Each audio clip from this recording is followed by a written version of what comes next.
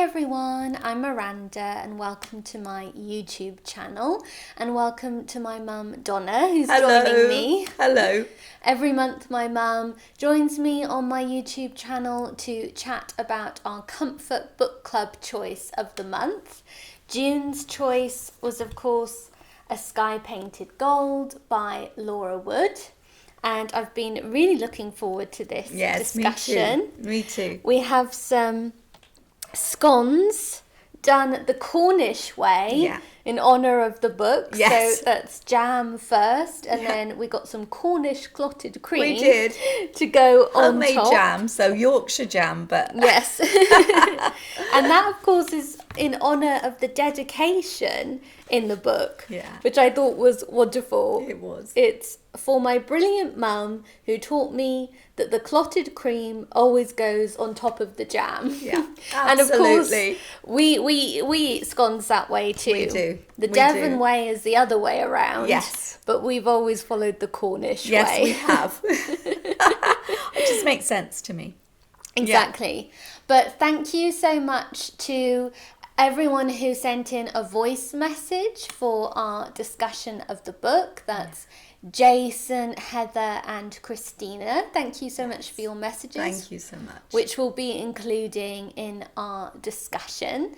And it was lovely to hear from people who read along with us throughout the month as well. We picked this book for one, because we thought it would be a really lovely start to summer. It's such a summery read. It really is the perfect summer book to me in so many ways. So light and frothy, but lovely too. Yes. Yeah. And it's actually Midsummer Day today. Yeah, June it 24th is Midsummer Day. So that's pretty appropriate It to is. be talking It about is. this I don't know book. if you planned that. No, I didn't, but it turned out well because it is such a summery read. You just want to be lying on a beach when you read it, don't you? Well, and I think, with the Cornish setting, which we'll talk about, you can almost feel the sea lapping at your feet when you're reading this book, can't you? It's got that lovely sunny and sort of slightly salty air feel to it. It really does, Yeah, exactly. And that's one of the reasons why I really enjoyed this book is the setting. I think the setting was actually superb. I know, we've spent time in Penzance and we've walked across to St. Michael's Mount, and she really captured so well the feeling of that particular causeway and walking over in the island and the old house. I thought it was marvellous. Yes, me too. And I love Cornwall, so I loved the Cornish setting of this book too. And yes, we've been there ourselves, so it made it even more special to read the book. And it's just a really happy story too. It certainly is. A positive ending, and there are just lots of fun times had in the story. It's one that you just find yourself smiling as you're reading. So it's a real comfort book in that sense. Yeah, definitely. But it's also just a fun coming of age story. Yes. About a young girl whose older sister has just married and she's feeling a little lost in herself. Yes, that's true, because she's always been so close to Alice and they've shared everything, and to suddenly not have her is obviously quite hard at the beginning of the book. Yes, and Alice has gone the route of getting married, settling albeit down. only down a few, a few cottages away. Yes, She's exactly. only just moved down the road, as it were. Yeah, but her life seems already sorted to Louise, and Louise doesn't know what she wants to do with her life, but she doesn't really feel ready to get married, settle down, which is very much more what was expected of women in 1929, which is when this book is set. But Louise wants something different for her life, and she is very much the writer of the family, although her father, as we That's a learn, lovely detail. writes poetry, Yeah. which I thought was a really charming detail. He's a farmer, they all live on a bit of a ramshackle farm, but he writes poetry in his spare time. And another reader, Jason from New Zealand, who always sends such fantastic messages, and he noticed a lot of the little details in the book that made it an extra sort of pleasure to read the story for him. And one of the details he noticed was the poetry writing father. Yes. But he had some great points. So let me play Jason's message now. Hello, this is Jason from New Zealand. A Sky Painted Gold is a beautifully described coming-of-age novel about one heady summer in the 1920s, where Louise, through support from her family and friendship with the Cardew siblings, liberates her identity from the social conventions of the day to forge her own path in life.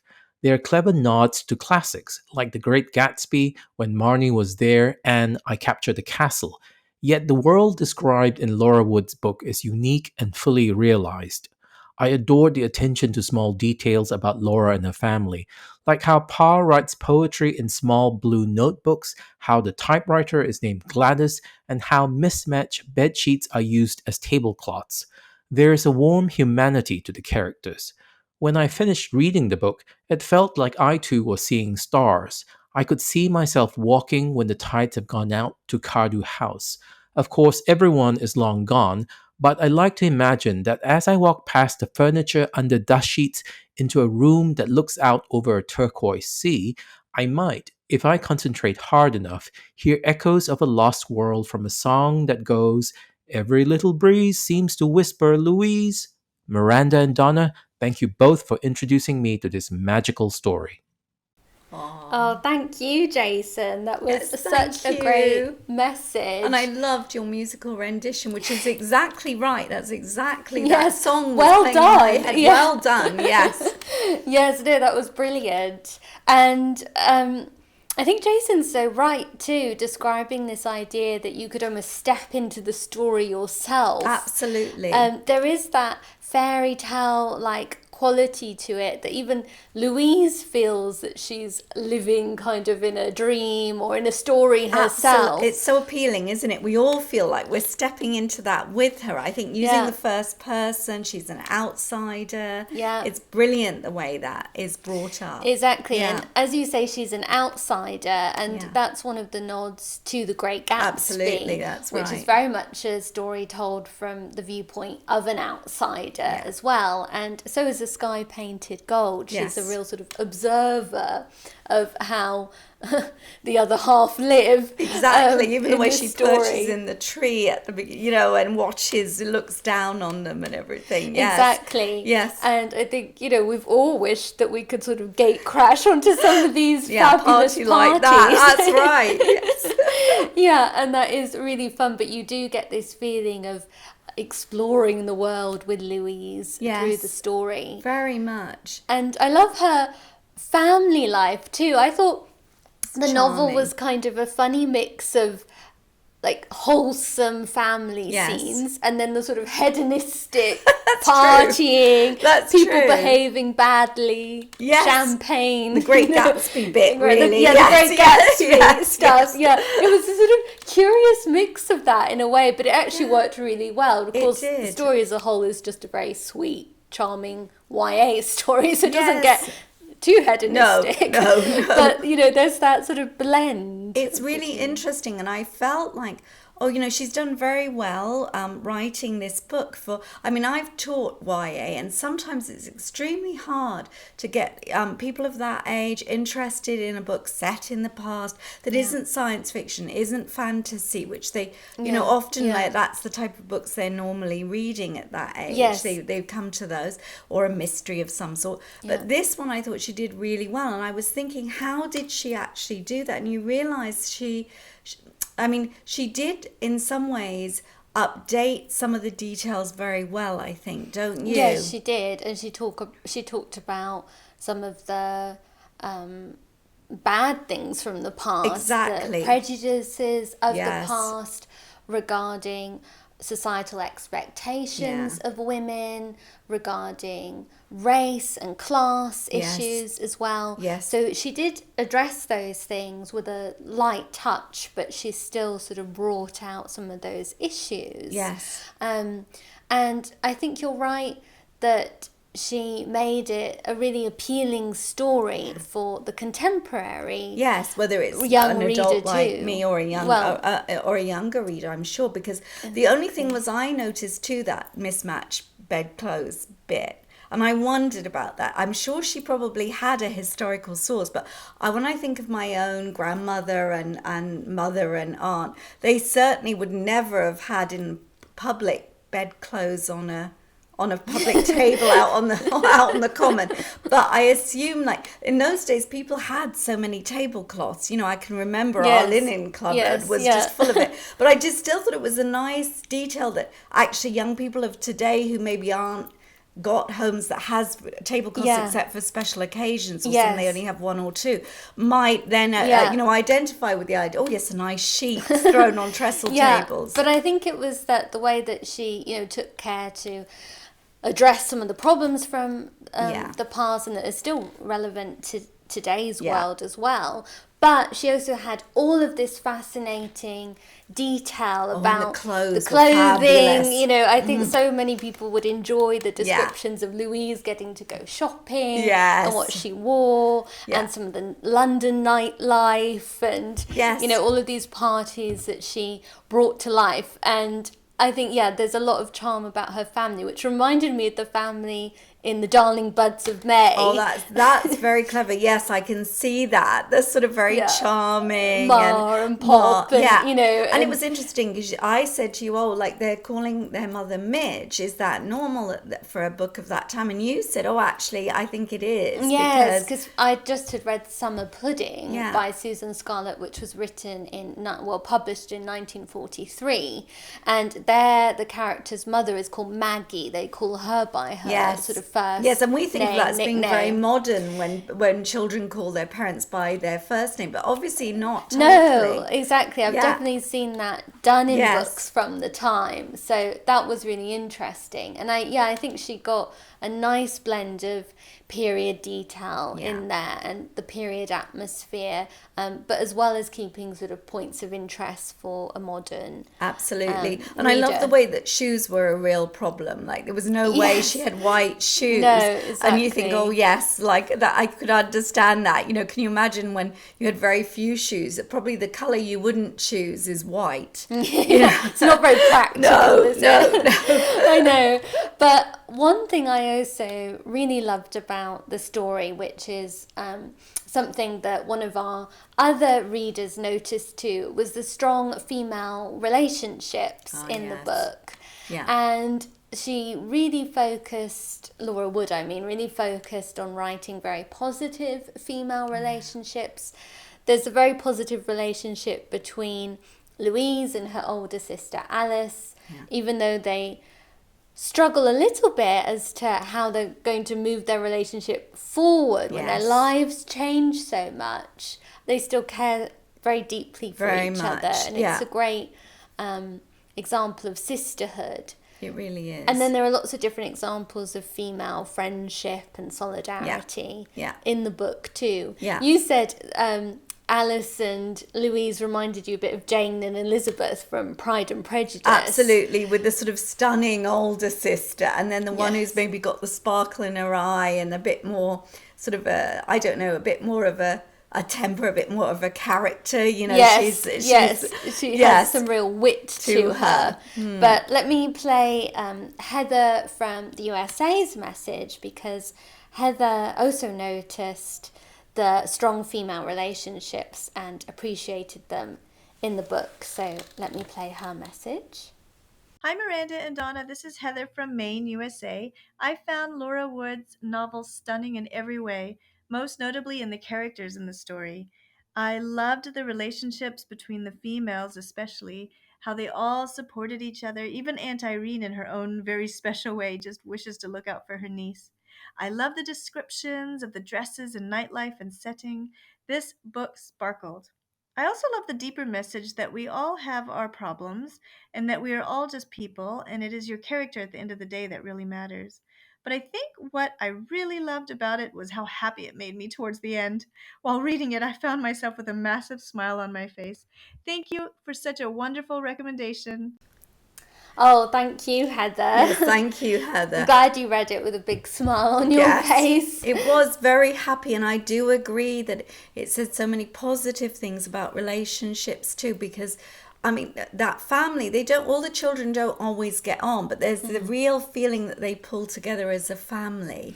Yes, And exactly. of course, it's a story really of two families. Well, I mean, there's actually three families involved, isn't there? Because there's Louise's. Yes. And then there's Robert's. Yeah. And then there's Robert's fiance. Yes. With her brother Charlie. Yeah. It's true. And you just feel like, it's very interesting, these family ties where each are very supportive of their siblings and each other. Yes, and that is really nice. It's really nice. And I think that's a nod to a lot of the fiction from the day, children's books from that time period as well. Yeah. That, you think of something like The Famous Five, Yes, even, yes, or, yes, but lots yes. of the Yeah. Railway Children, Yeah. lots of stories that feature a very strong family where the siblings all absolutely. really support each other. Yeah, yeah. And Louise's family, I think, are very delightful. They really are. And I think they're meant to be considered, I don't know if quite bohemian is the right word,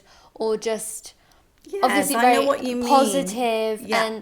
and they're not afraid to go against conventions, No, even not in the at all. small Cornish village, Yes, which yes. is probably more unusual. Yeah, But you get the sense that what matters to them is really their family, children being and happy. Exactly. Yes, I agree totally. And that is really positive. And I love that it's a typewriter that she gets from her parents. That's for just a her 18th wonderful birthday. 18th birthday. Yeah. And that was something I wondered too, actually, again, for the young reader of today. 18 is the birthday. I imagine Yes. in 1929 it would still have been 21. But Yeah. she switched the attention to the 18th birthday. Yes. And I thought that was really well done. Again, would have been very engaging for nowadays where you're about to go off to university or start work or something. It was a lovely feeling. Exactly. Well, coming back to saying how this is such a great summer read, it wasn't only the setting, the fact that it's set in the summertime,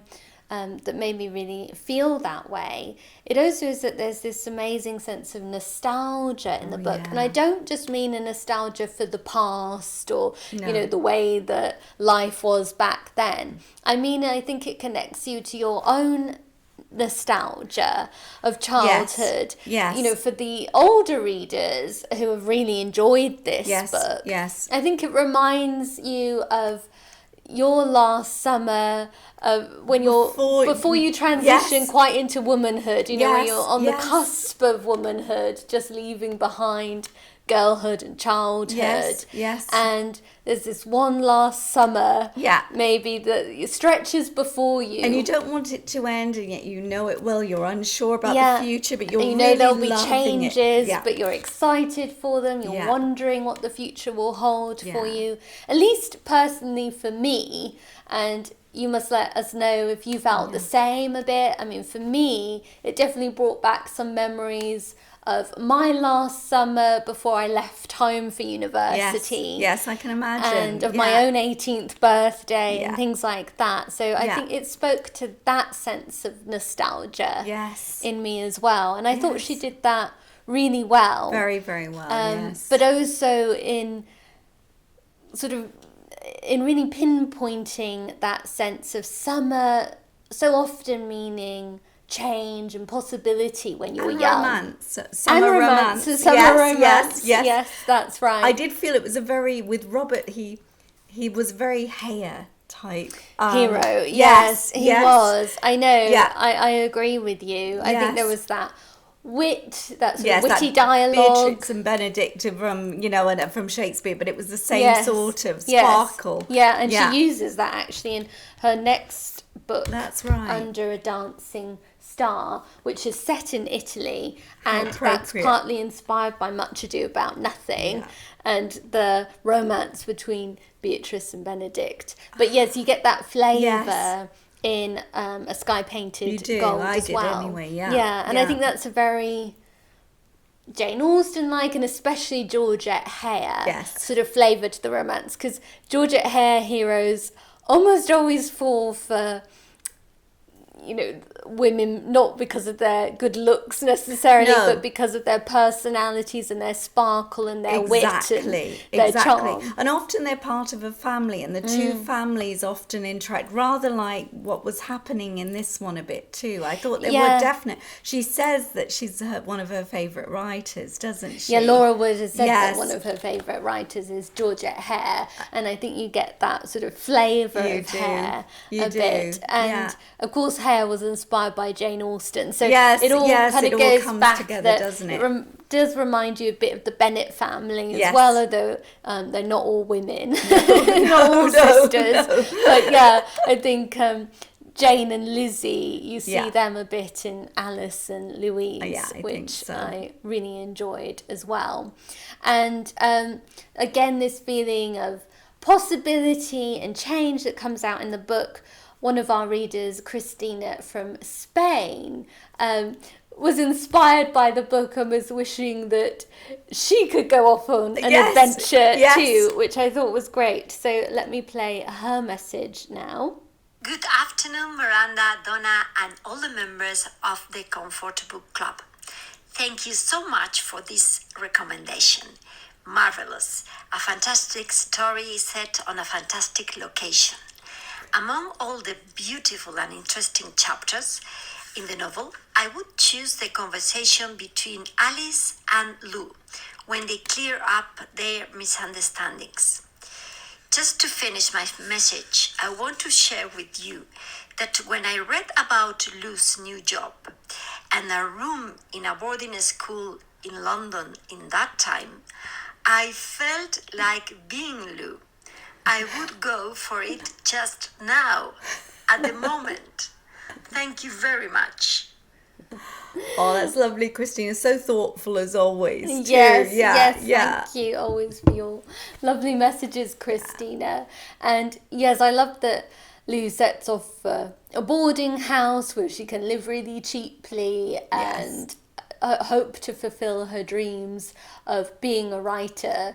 And I thought that was actually a real nod to Jane Austen in a way too, from Laura Wood, in that the type of story Louise is writing reminds me of the silly stories the heroine in Northanger Abbey would read. Yes, exactly. Yes. And I thought it was lovely though that she really bonds with Robert through him enjoying her stories and encouraging her with them as well. I thought it is lovely that so many characters are there just to really support each other. And I have a feeling that's a message Laura Wood really wanted to give to young readers through this book, was that all that matters is to be who you are and to find people who support you and love you for the person that you are, and that there's room for everybody in the world, and that you can find supportive friends out there as well.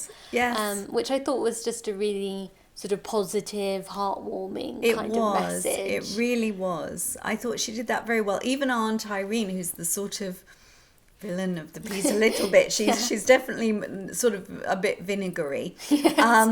She doesn't really have any true negative effect. She's just a little irritant. But they still have her over. She's still part of the family. And in fact, she's the sort of way that all the villagers get extra behind Louise going off to London and giving her sacks of flour because they can't imagine that she could buy, bread affordably in London and things like that. And I just loved it all. I thought it was all so well done. Yeah, it was just a very sweet story in the end too. But yes, we hope you enjoyed reading along with us this month. Thank you again to Jason, Heather and Cristina for your lovely messages. And do let us know what you thought of the book in the comments. And if you enjoyed A Sky Painted Gold, then definitely give Under a Dancing Star a go. This is also set in the summertime, this time in Italy, so an equally gorgeous setting, very summery one, and a very similar story to A Sky Painted Gold. And then there's also a kind of sequel to A Sky Painted Gold.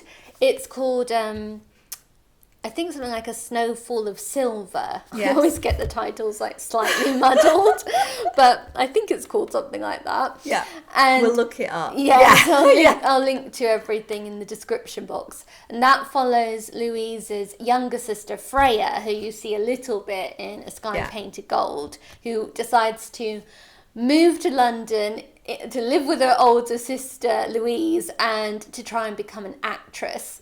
All doesn't quite go according to plan, but that's a really lovely story too. I really like that one. And you get to see a bit of Louise. And you get to see a Yeah. bit more of Louise and Robert, Yeah. which is really nice. Yeah. So yeah, it's kind of a sequel, and it's definitely a good one to read, although it's much more of a wintry read.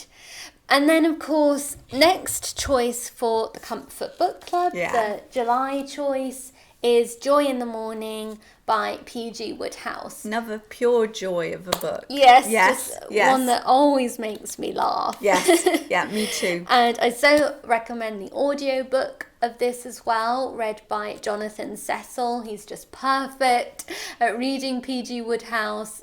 Absolutely brilliant. But yeah, looking forward to discussing this one on the last Friday in July. But thank you so much to everyone for watching this video. Extra big thanks to all of Thank you you. who have pressed the super thanks button on my last few videos. That's always so very appreciated. So big thank you to all of you. But thank you to everyone who subscribes and watches my channel. And I hope you all have a wonderful weekend ahead. I hope it's Yeah. lovely summery weather for those of you watching in the Northern Hemisphere, Yes, and I hope you yeah. all have a wonderful weekend ahead. Goodbye. Bye-bye.